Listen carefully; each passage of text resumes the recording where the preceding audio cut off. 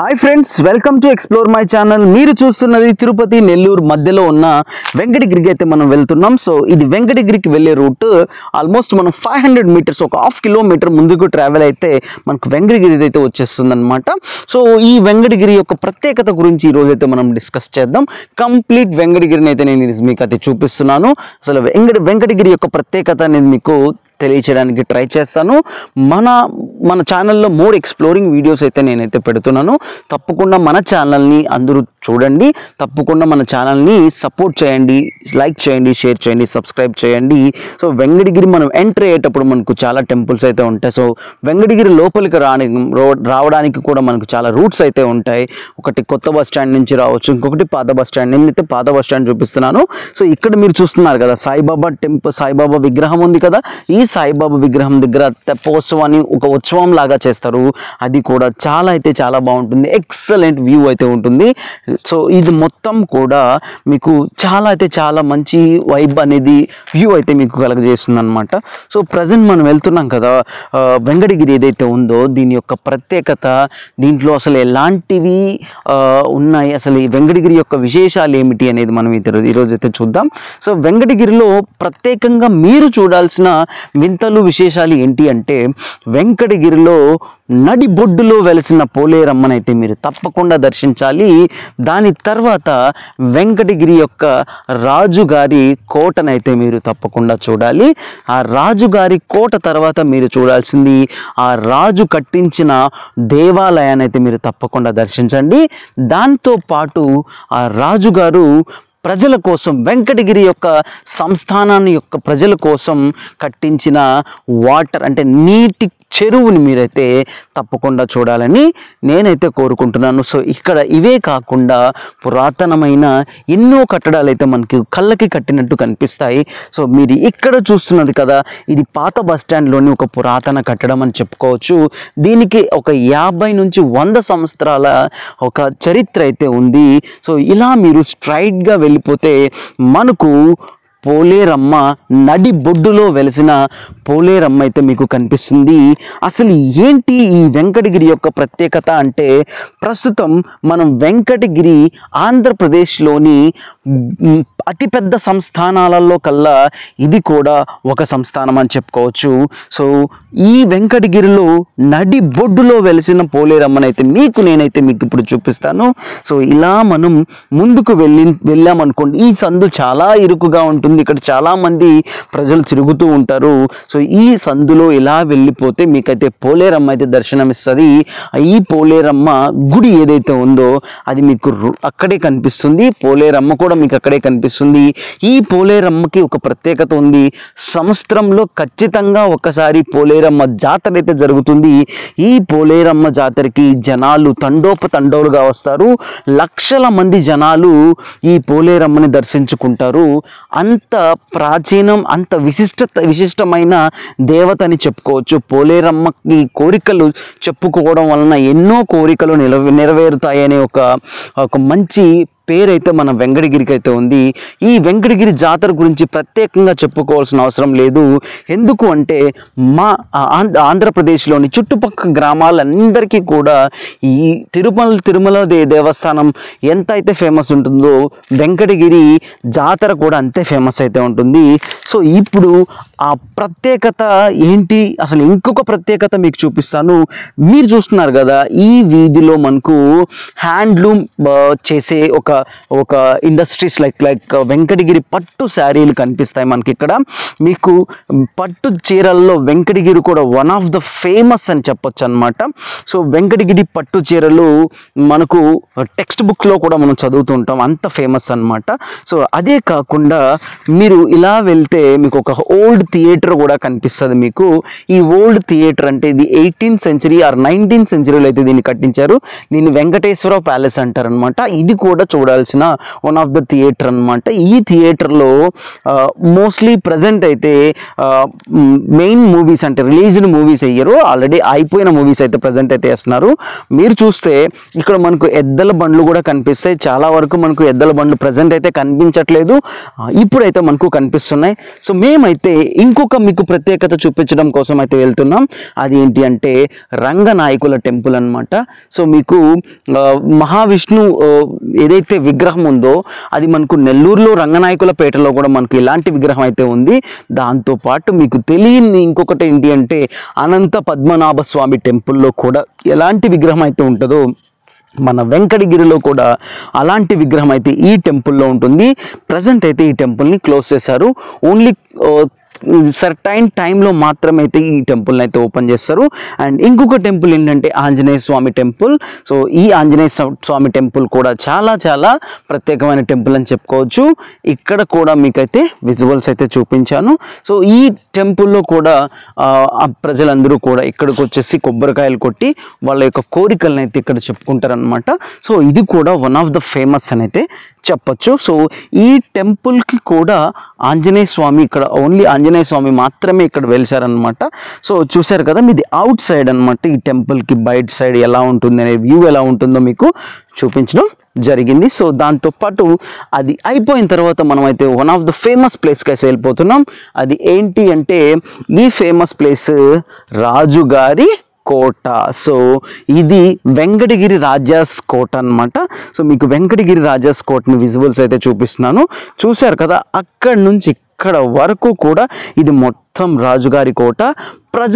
ప్రస్తుతం అయితే ఈ కోటలోకి ఎలాంటి ఎంట్రన్స్ అయితే లేదు, లోపలికి అయితే ఎంట్రీ లేదు ప్రజెంట్ మనకి. ఎందుకు అంటే దీన్ని సందర్శనార్థం అయితే ఇంకా దీన్ని ఓపెన్ చేయలేదు. సో దీన్ని ప్రస్తుతం కూడా వెంకటగిరి రాజాస్ మాత్రమే దీని యొక్క ప్రత్యేకతలు అయితే చూసుకుంటున్నారు. సో దీన్ని గవర్నమెంట్ అనేది హ్యాండిల్ చేసుకోలేదు. సో మనకు ప్రదర్శనానికి పెట్టడానికి లేదు. దీని ముందు ఎగ్జాక్ట్గా ఆపోజిట్లో ఒక రాజు విగ్రహం అయితే మీకు కనిపిస్తుంది. అతను వెంకటగిరి రాజాస్ ఫ్యామిలీ అన్నమాట. సో ఇప్పుడు మీకు లోపల యొక్క విజువల్స్ చూపిస్తాను. దాంతోపాటు వెంకటగిరి రాజాస్ యొక్క చరిత్ర అయితే మీకైతే నేను చెప్తానన్నమాట. సో చాలా అంటే చాలా చాలా ఇంపార్టెంట్. ఈ యొక్క ఏదైతే మీరు ఇప్పుడు చూస్తున్న ఏదైతే మీకు కోట కనిపిస్తుందో దీనికి 200 సంవత్సరాల యొక్క విశిష్టత అయితే ఉంది. సో నాకు తెలిసి ఇది 200 కాదు 360 సంవత్సరాల చరిత్ర కలిగిన కోటనైతే మీకు చూపిస్తున్నాను. ఇది నెల్లూరు ప్రాంతంలోని ఈ సంస్థానాన్ని భారత స్వాతంత్రం వరకు దాదాపుగా 350 సంవత్సరాలకు పైగా అర్ధ స్వతంత్ర పరిపాలన సంస్థానాధీశుల హోదాలో వెలుగోటి వంశస్థులు దీన్ని అయితే పరిపాలించారు. వెలుగోటి పెదరాయులు అతన్ని గజపతుల సామంతులుగా 16వ శతాబ్దంలో పరిపాలించారు. తర్వాత వెంకటగిరికి వచ్చి స్థిరపడ్డారనమాట. వీళ్ళందరూ వెలుగోటి వంశస్థులైతే ఈ వెంకటగిరి యొక్క సంస్థానాన్ని పరిపాలించిన వాళ్ళు.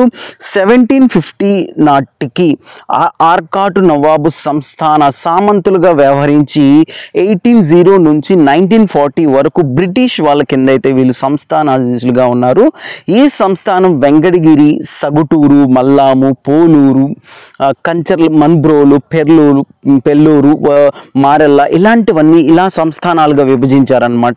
సో వెంకటగిరి సంస్థానం పరిపాలన వెలుగోటి వంశీయుల పూర్వీకుని పేరు చెవిరెడ్డి. ఇతని పేరు చెవిరెడ్డి. సో ఇతన్ని బేతాళ నాయుడు అని కూడా పిలుస్తారు.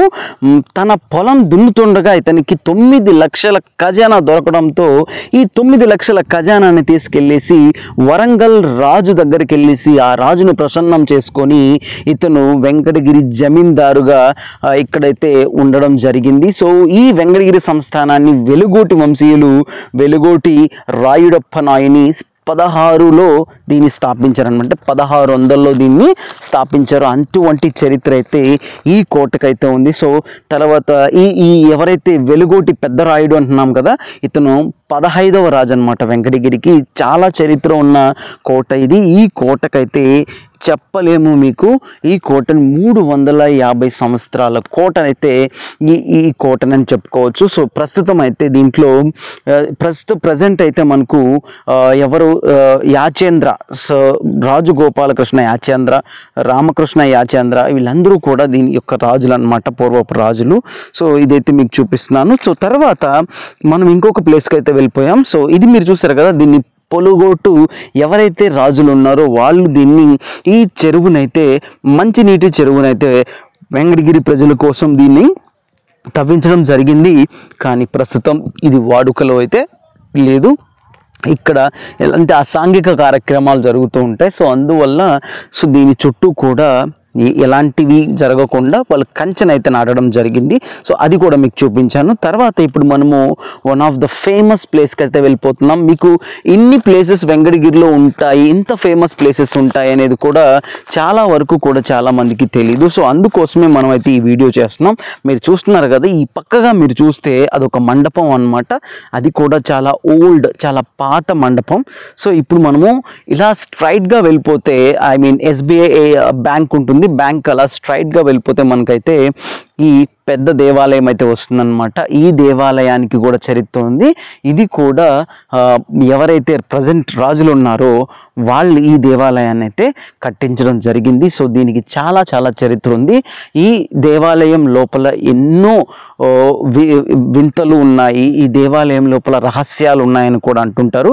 సో ఈ దేవాలయాన్ని మామూలుగా అయితే ఓపెన్ చేయరు. మండే అయితే మార్నింగ్ 10 కలా ఓపెన్ చేసేసి క్లోజ్ చేస్తారనమాట. ఆల్మోస్ట్ మీకు ఈ దేవాలయాన్ని చాలా తక్కువగానే ఓపెన్ చేస్తారు. సో ఈ దేవాలయం లోపల వ్యూ కూడా మీకు చూపిస్తాను. ప్రజెంట్ అయితే ఈ దేవాలయం క్లోజ్ చేస్తుంది. అండ్ ఈ దేవాలయం పైన ఏదైతే గోడలు ఉన్నాయో దానిపైన శాసనాలు కూడా మీకైతే చెక్కడం జరిగింది. అవి మనకు తెలుగులో ఉన్నాయి, దాంతోపాటు హిందీలో కూడా ఉన్నాయి, దాంతోపాటు సాంస్క్రిట్లో కూడా ఉన్నాయన్నమాట. సో ఇది మీకు ఎంట్రన్స్ అనమాట. డోరు చాలా హైట్లో అయితే ఉంది.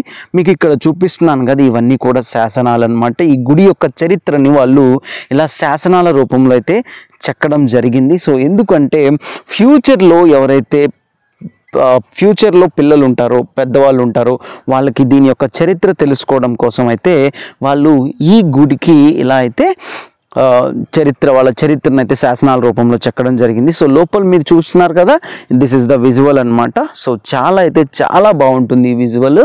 సో ఈ విజువల్ ఒకసారి మీరు తప్పకుండా చూసేయండి.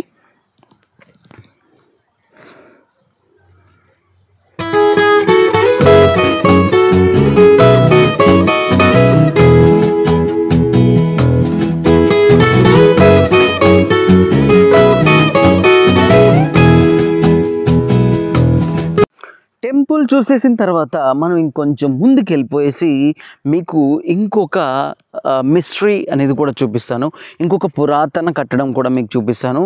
సో అది ఏంటి అంటే, ఇంకొంచెం మనం ఇలా కిందకి ట్రావెల్ చేసినప్పుడు మీకు ఒక చిన్న బ్రిడ్జ్ అయితే వస్తుంది. ఈ బ్రిడ్జ్కి ఒక ప్రత్యేకత ఉంది. ఎందుకంటే వెంకటగిరి పోలేరమ్మ ఏదైతే జాతర జరుగుతుందో ఆ పోలేరమ్మని ఫైనల్గా మనకు వెంకటగిరి మొత్తం ఊరేగింపుగా జాతరగా చేసిన తర్వాత ఇక్కడ తీసుకొచ్చేసి అమ్మవారిని అయితే విరిచేస్తారనమాట.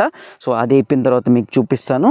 చూడండి, ఇక్కడ మీరు చూసే అయితే నాగదేవతలు ఉన్నాయో ఈ నాగదేవతలకి కూడా ఒక చరిత్ర ఉంది. సో ఈ నాగదేవతల్ని కూడా ఇక్కడ స్థాపించింది ఎవరు అంటే రాజు ఇక్కడ ఈ నాగదేవతలను కూడా స్థాపించారనమాట. సో ఇవి చాలా పురాతనమైన రాళ్ళు. వీటికి 100 సంవత్సరాల చరిత్ర ఉంది ఈ రాళ్ళకి కూడా. సో ఇక్కడ ప్రజెంట్ అయితే ఒక పూజారి ఒక 16 ఇయర్స్ నుంచి ఒక పర్సన్ అయితే ఇక్కడైతే కూర్చొని ఉన్నాడు. అతన్ని కూడా మేమైతే అడగడం జరిగింది. సో వీటి యొక్క చరిత్ర ఏంటి అని మీరు చూస్తున్నారు కదా, ఇవన్నీ కూడా నాగదేవతకి సంబంధించిన రాళ్ళు. సో వీటికి ఇదొక చరిత్ర అన్నమాట. సో దాని తర్వాత ఈ టెంపుల్కి బ్యాక్ సైడ్ కూడా మీకు వ్యూ చూపిద్దామని అయితే వచ్చాను. ఆల్మోస్ట్ ఈ గోడ హైట్ ఒక 10 కాదు 20 ఫీట్స్ అయితే హైట్ ఉంటుంది. చాలా హైట్ ఉంది, దాని అంత ఈజీగా ఎక్కలేము. సో ఇది బ్యాక్ సైడ్ వ్యూ అనమాట, టెంపుల్కి బ్యాక్ సైడ్ వ్యూ. సో ఈ బ్యాక్ సైడ్ వ్యూ ఎందుకు చూపించానంటే, ఈ బ్యాక్ సైడ్ వ్యూలో మొత్తం కూడా ఈ టెంపుల్ని సరిగా ఎవరు పట్టించుకోవట్లేదు ప్రజెంట్ అయితే. సో బ్యాక్ సైడ్ మొత్తం కూడా మసి అండ్ చెదారం అన్నీ పడేశారు. సో కొంతమంది బాటిల్స్ అట్లా అక్కడ పడేసి విరగొట్టారనమాట. సో ఎందుకు చూపిస్తున్నానంటే, అక్కడ ఉన్న ప్రతి స్తంభానికి కూడా బ్యాక్ సైడ్ ఉన్న ప్రతి స్తంభానికి కూడా ప్రతి స్తంభానికి ఏదో ఒక దేవుని యొక్క విగ్రహం అయితే చెక్కడం జరిగింది. సో అతి పురాతనమైన రాళ్ళు అనమాట ఇవన్నీ కూడా. ఈ టెంపుల్ని ఎవరైతే బిల్డ్ చేశారో, ఎవరైతే కట్టారో వాళ్ళు ఎంతో అనుభవంతో అయితే దీన్ని అయితే కట్టడం జరిగింది. లోపల మీకు తెలియని రహస్యాలు కూడా చాలా ఉంటాయి, అవన్నీ కూడా లోపలే ఉన్నాయి. సో మా పెద్దవాళ్ళు చెప్పిన రహస్యాలు ఏంటి అంటే, ఈ గుడి లోపల ఒక ఇక్కడ నుంచి మనకు ఒక స్వరంగం కూడా ఉంది అని చెప్పారనమాట.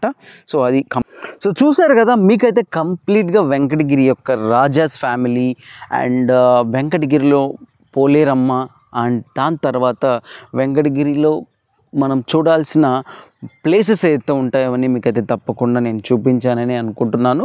సో దీని తర్వాత మీకు వెంకటగిరికి సంబంధించిన ఇంకొక famous and also most exploring video అయితే వస్తుంది.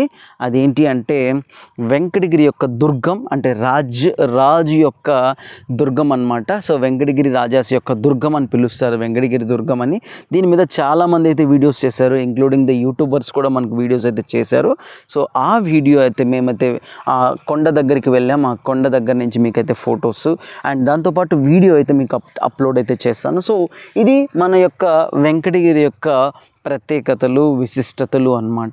సో ఎవరైనా వెంకటగిరిలో ఉంటే, వెంకటగిరి వాళ్ళే కాకుండా ఎవరైనా వెంకటగిరికి వచ్చినప్పుడు ఈ ప్లేసెస్ని అయితే తప్పకుండా మీరైతే విజిట్ చేయాలి.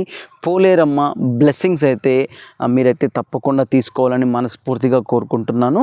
సో ఈ వీడియోలో ఏమైనా మిస్టేక్స్ ఉంటే తప్పకుండా నన్ను క్షమించండి. సో నాకు తెలిసిన ఇన్ఫర్మేషన్ అయితే మీకైతే షేర్ చేశాను. అండ్ ఇది ఈ కంప్లీట్ వీడియో, వెంకటగిరికి సంబంధించిన వీడియో. నేనైతే ఆల్మోస్ట్ అన్నీ కవర్ చేశానని అనుకుంటున్నాను. సో మీరు తప్పకుండా అయితే మన వీడియోని లైక్ చేయండి, షేర్ చేయండి, సబ్స్క్రైబ్ చేయండి. Thank you. So this is the Venkatagiri. So love you Venkatagiri people. So bye bye, will meet next video. మనం నెక్స్ట్ వీడియోలో కలుసుకుందాం. వెంకటగిరి దుర్గం. Waiting for the next exploring the video. Thank you guys. Keep smiling. Bye.